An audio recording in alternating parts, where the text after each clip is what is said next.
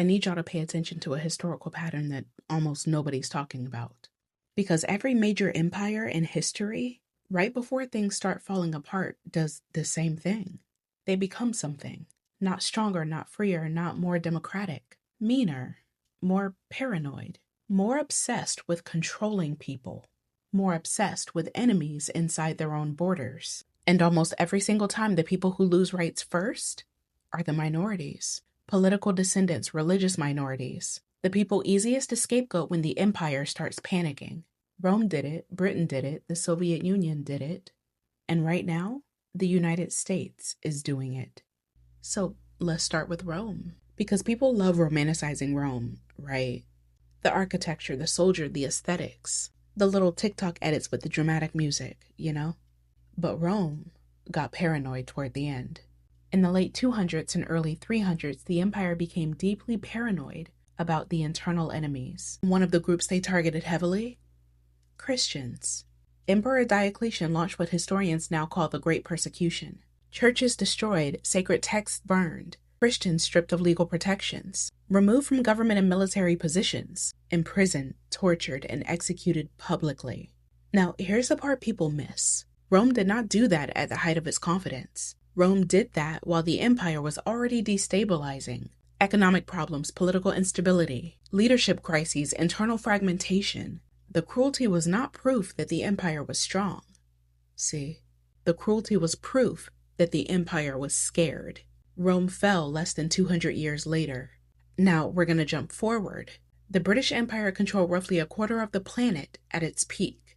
And what happened during its decline? Did Britain lose its grip? No, it squeezed harder. In India, British troops opened fire on unarmed Indian civilians, trapped in an enclosed area. Hundreds were killed. Then Kenya in the 1950s. The British built detention camps during the Mau Mau uprisings. People detained without trial. Torture, forced labor, beatings, executions. And Britain spent years trying to hide the records. That's another thing that empires do when they're panicking. They start destroying receipts. And despite all that violence, the empire still collapsed. Because repression is not stability, y'all. It is a symptom that stability is already gone.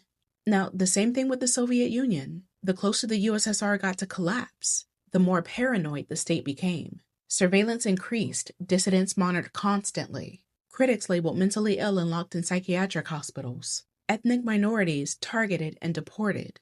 The government itself became obsessed with controlling internal thought, all because the system itself was weakening. And when the repression itself finally loosened under Gorbachev, the whole thing collapsed almost immediately because the state had spent decades holding itself together through force instead of trust. Now, this is the part that should make people uncomfortable, because look at what's happening right now. The Voting Rights Act gutted multiple times in just over a decade.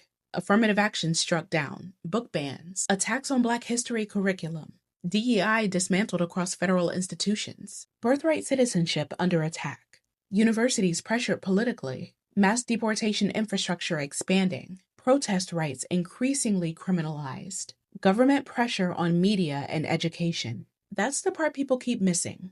These things rarely happen all at once.